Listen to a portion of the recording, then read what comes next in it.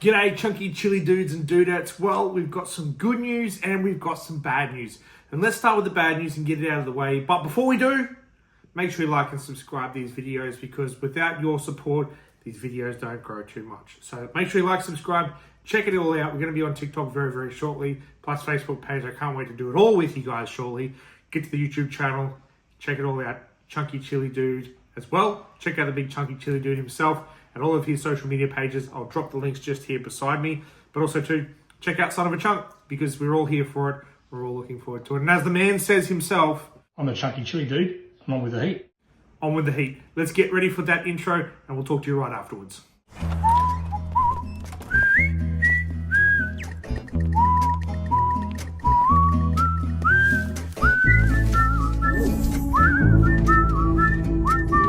Alright, Chunky Chili Dudes and Dudettes, welcome back. And like I said, unfortunately, we got some bad news. Now, the bad news is we did lose the Carolina Reaper plants that we transported. They did unfortunately die from transport shock. It was a very early call to transport them, and I'll take you through what happened and why transport shock happens. But the good news is we're going to restart the baby chilies again and try and get some Carolina Reapers regrowing again. We're going to do it a different way this time. We're going to take you step by step through the whole process. I can't wait to show you guys. We're going to be doing it through a different way of doing it, creating a small greenhouse effect. We're going to take you through all the ways to do that and how it works professionally and how it works from a domestic kind of way and what's the difference in between. So here comes the fun part. We're going to get into all the cool stuff today. I can't wait to get stuck involved. We're going to take you through a couple of little photos of what's been going on with those chilies, and then I'll see an update with the big chilies. So let's get stuck into it. It is late at night, so I do apologize if the video is going to be too dark for you, but we'll get in, we'll have a look at those chilies, get a bit of an update for the week, and then we'll talk about what's going on with the chilies and how we're going to regrow these Carolina Reapers. Let's get into it. So as you can see, our habanero tree has kind of taken a bit of a batten. The good news is there's still fresh leaves that are still hanging around it to give it a bit of more growth. So we are still looking at a recovery for the habanero. It's just going to be a very long process with this one. Bit of an unfortunate one, but we are getting back with this one. And here's the Carolina Reaper plant. The Carolina Reaper plant looking absolutely gorgeous, nice and green. And as you can see, if we look in there a little bit closer, you can already start to see some of the fresh shoots that are coming through. I can't wait for this one to take off. I'm so excited. This thing has been one of my most successful Carolina Reaper plants I've had so far. The other Carolina Reaper plant is still doing all right. We've still got a lot of leaves growing in underneath. A couple of the top ones have taken off, and we do have a bit of white spotting on one of the leaves, but we are still recovering, which is the good thing because we still managed to have a really nice return on this Carolina Reaper plant. And my little golden child, the Tabasco plant. This thing has been absolutely gorgeous.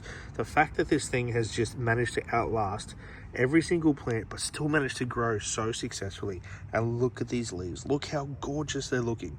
Just getting absolutely good regrowth on them, and they're already starting to sprout right in the middle there, which means we're going to have some really good contact on some great flowers. Unfortunately, it wasn't a great return for our Carolina Reaper plants, which did not successfully survive the transport.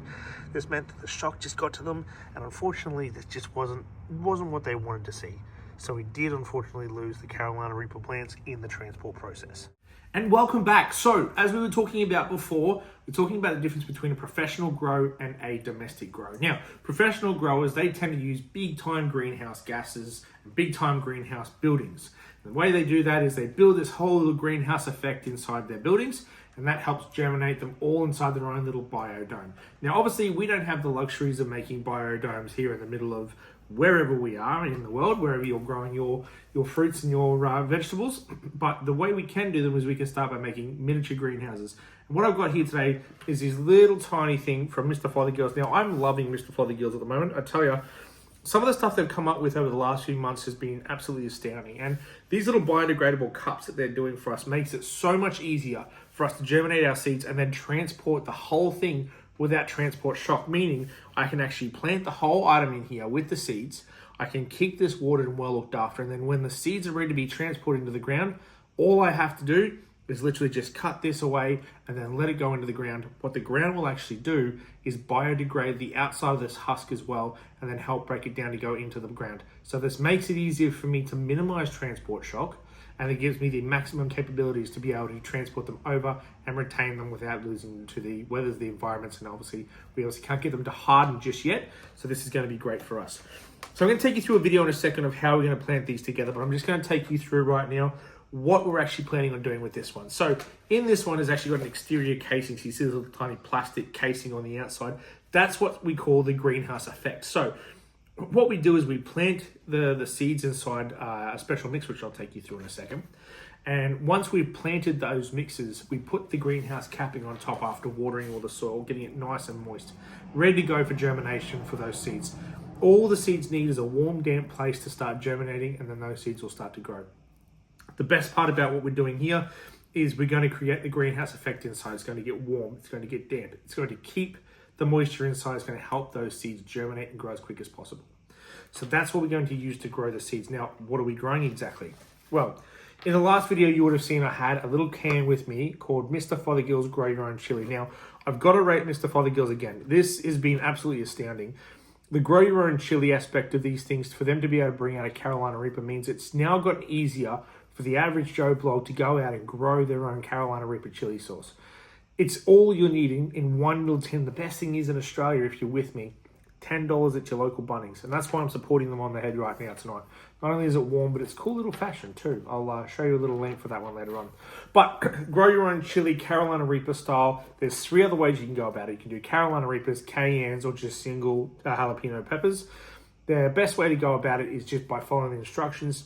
It's an absolutely flawless routine, and you really cannot fail this if you get this right. So plant, water, grow, that's all it is. We've been told many times over that the Carolina Reaper is probably one of the hardest chilies to grow in Australia, just because of our temperate, our climate, and what it requires to take to grow a Carolina Reaper. Now, I'm here to tell you that these things here make it a very, very simple process for you to be able to grow the chilies straight off the bat, which is great. So we'll take you through what we're going to do with these. Now, with this one here, I'm only going to pop 2 of the chili seeds from the bag into this one. I'm going to germinate the rest of the chili seeds inside this can into these 16 pots over here. Now, you do get quite a few chili seeds. I believe you get about 8 to 10 chili seeds inside this, and only a few germinate. So what we're going to try and do is maximize the germination process by putting as many in their individual pots as possible, giving them all their own individual chance to grow. Transport shock is something that we have to talk about as well. Transport shock is what happens when the plant is not ready to transport yet and isn't ready for its hardening of surrounds around its outsides. The problem I made and the issue that we had in the process of transporting them was that they were still within their seeded stage. The vines, the shoots of the Carolina Reaper plant had hit their second leaves, but hadn't actually developed any extra additional roots under the seed itself. So when we transported them, we already knew it was game over, as they had nothing to latch into the soil for. What you want to be waiting for is seeds at 2 to 3 extra leaves possible. When you start to see different formations of leaves on the plants, and we'll show you some photos up in the top corner, when you see the different sides of plants and when the leaves start to form and germinate their seconds or third leaves, as we call them, that's when you know that they're starting to take their form and starting to harden.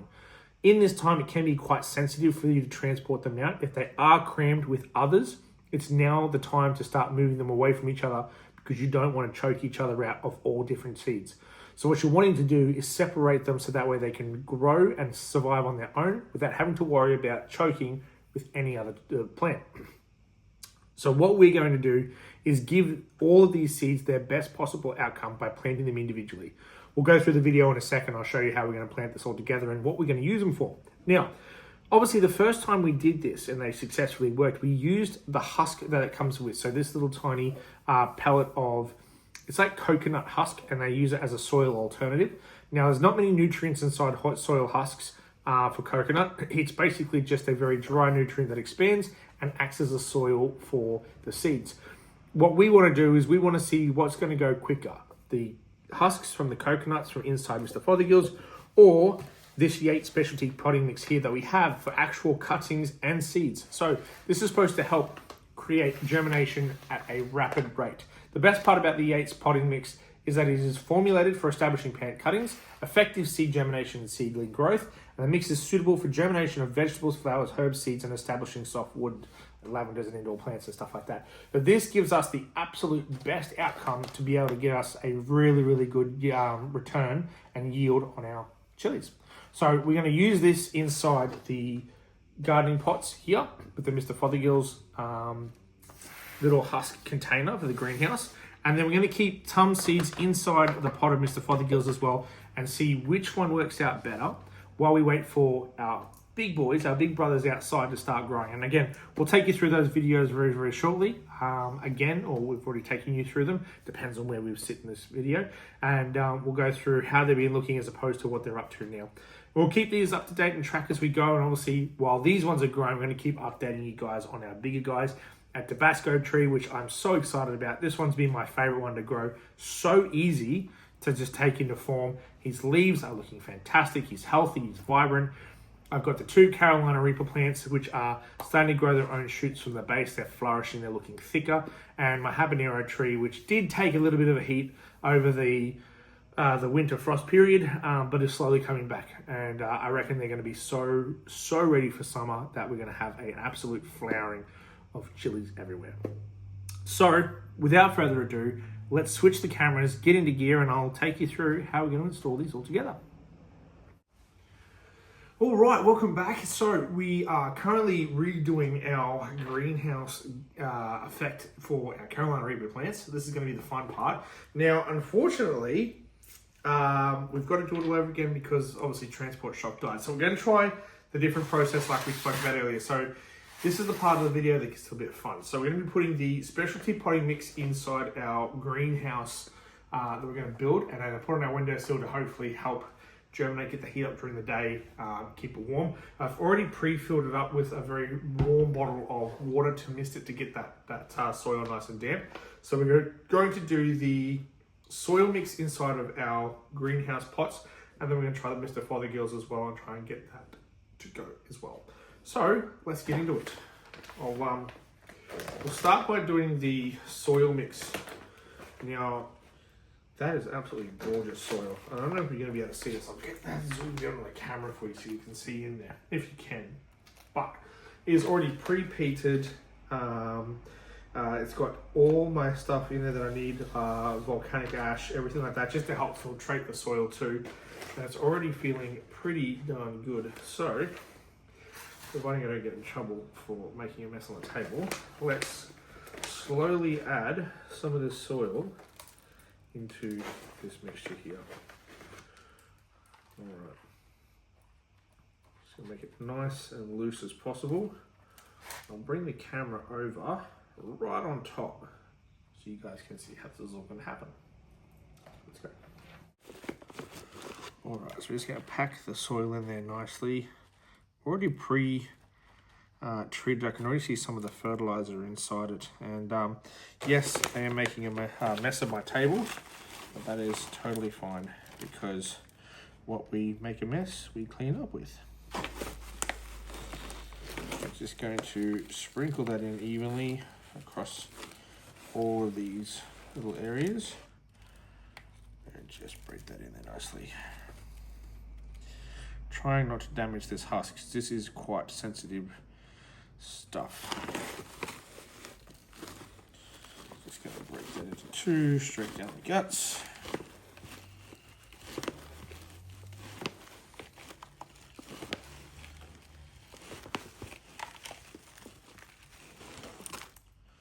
Alrighty. Yep, I'm just making like the best mess in the world, but you know what? This is the fun part. I'm not even mad about this. Big kids playing with the dirt, you know?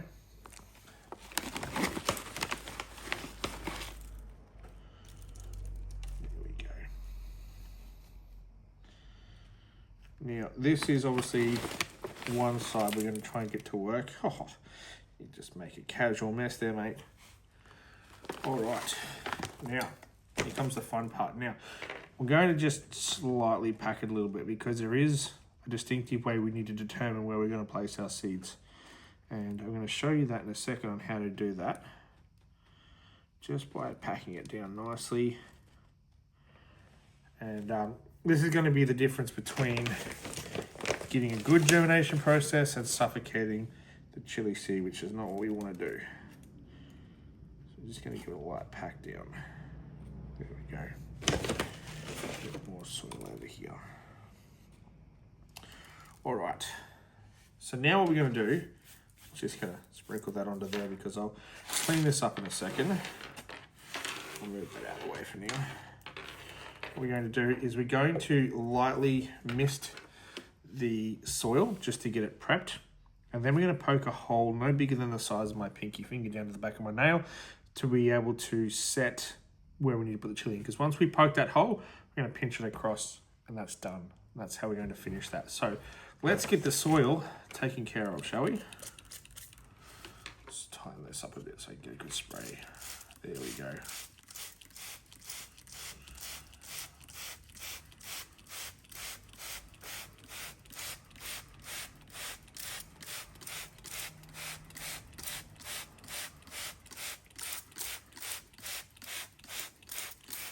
You'll start to see everything start to darken up a bit. That's when you know that the water's starting to kick into that soil a bit, which is good. And it'll drain really, really well.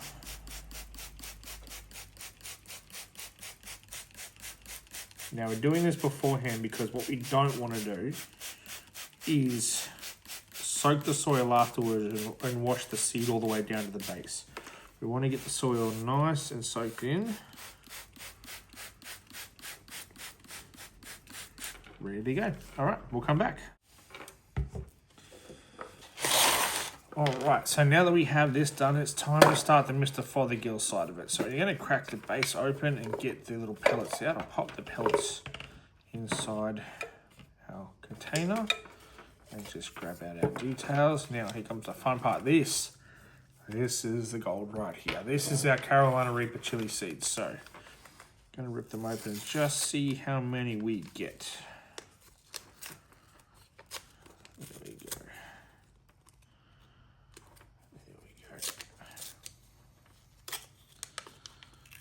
Oh, hello there. So we have, just going to hopefully open that without causing too much mischief and losing these things. We've got ourselves 8 Carolina Reaper chili seeds.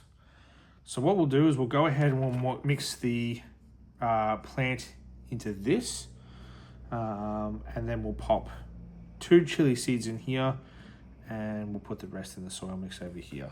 So we'll just drop the pellet in, and the easiest way to do this is just to add a little bit of water, which is going to be easier to do just by doing this. That'll suck all that water in, and once that's sucked it all in, we can move that around. So I'll see if I can pop that there for you to see. Hopefully you can see it, but as you can see in there, it's just starting to suck up all that water. And we'll come back when this is all done. All right, so while our soil is starting to soak, let's get the other chili seeds underway. So like I said before, it's just a very light hole in these ones here. So let's go, we've got 8 seeds, right? But we're going to be doing 2 in the Mr. Fothergills and the rest in here. So let's separate them. So let's just go with 1 in there and then just pinch the soil across. We don't want to pack it down on top of it too heavy. 1 in there and pack it across. Let's go to the next one. 1 in there. Up you get. There we go. And just pack it down. Now, the reason why I poked holes in every single one is because I'm going to offset them. So I know when, which ones I have planted, so I know which ones to look forward to. And also to which ones I haven't planted, so I know which ones not to worry about. The last thing you want to do is plant them all in one and wonder if you have done them all or not at all. So we'll leave the last 2 there. We'll just get that seed. Whoop. We'll pop him in that one there. There we go. Nice. And we'll just wait for the water to get soaked up by the rest of the soil down here, which doesn't look like it's too far away. And while we're doing that, we'll just give this one last light misting just to activate the water around the soil, just with a gentle spray. And that way we know that's where we're at. Beautiful. All right. Final step to this one here is we close her up. Wonderful. There we go. So now that one's ready to go. We can literally just stick that one on the windowsill and she's going to be looked after. So as the packaging says, all we have to do now is just cover this up and place this in a place that's going to be indirectly away from the sunlight. That allows us to monitor and maintain these for the next few weeks. So this is done. We're going to get this moved over to the windowsill where she's going to live for the next few weeks until we start to see some chilies. Let's check to see how the Carolina Reaper's doing. All right. Now we have almost lost the chilies. 1 and 2. All right. So we've got a bit of progress with the water. I'm just going to add a bit more to it just to get it all mixed up and ready to go. Let's pop that in there so she can soak it all in, which it's doing very, very well. Now, like I said, the koi peat that it comes with doesn't give you much nutrients. So it's going to be your job to look after it and make sure that the nutrients stay up to date. And what I normally recommend by doing that is just dropping a little bit of that NPK fertilizer in when you start to see the first bit of leaves. But at the moment, this is starting to look pretty darn good. So I'm just going to mix this around and get the soil ready for our first set of seeds. Let's break this up for us. Okay, so same thing's going for the Mr. Fothergills. Now, as you can see, soil is all ready to go. Now, keeping in mind, koi peat doesn't have much nutrients to it, so we're going to have to monitor this one. But the good thing about the koi peat is it also stays quite warm. That is also a potential downside, as koi peat can sometimes cause a little bit of mold, which can hinder growth of seeds. So all we have to do now is just mix it around, and then we're going to poke 2 holes either side, just there and there. As you can see, I'm going to drop 1 seed just in one side there, when she gets out of the finger. So there we go, got 1 seed there. I'm going to take the next seed, I'm just going to pop it right there. So now we have 2 really nice seeds. I'm just going to gently pack that across with a little bit of soil. Beautiful. And now we're good to go. So these ones here, let's put this little bit of water on, means that we're ready to go for germination. So now we have our Mr. Fothergill done and our greenhouse done, and that means we are ready to see how these germinate. The chilies are now in their current home for the next few weeks, and as you can already see, we're starting to see that greenhouse affairs take place. All this moisture that's built up on the inside means it's doing its job. It's retaining the moisture inside, keeping it nice, warm and damp, and that way it's going to retain that all the nutrients inside to help keep it and start germinating as quick as possible. So that is already a successful start. The good news is we're keeping it on a place well away from any indirect sunlight, so that way we're going to have still a bit of warmth and we're going to eventually have some sprouts. So I can't wait to come back and show you guys all this one. For now, let's tuck these guys away to bed and let's focus on the rest of them. Alrighty, so that concludes episode 2, which I'm so excited we did. Thank you so much for joining me, by the way. It's been a lot of fun. Now we've been able to see how we're going to be able to sprout these new Carolina Reaper seeds in the 2 different processes between koi peat and soil itself, and how it's going to germinate correctly. We're going to do it through the greenhouse gas and natural growing, greenhouse box, I should say, and natural growing. And we're going to be able to see the difference between the two and how quickly they can rapidly grow, whether we go through koi peat with the NPK or with the greenhouse effect and the natural seed growing mix. Once again, though, thank you so much for joining us. Please like and subscribe to these videos. I can't wait to join more on with you and see how these all go in the future, creating some wild hot sauces for the big man up north, the chunky chili dude, to come down and test when he gets down here. So with that being said, as the wise man says, on with the heat. Thank you so much for joining us. I can't wait to catch you for the next video. Thank you for watching. Have a great day.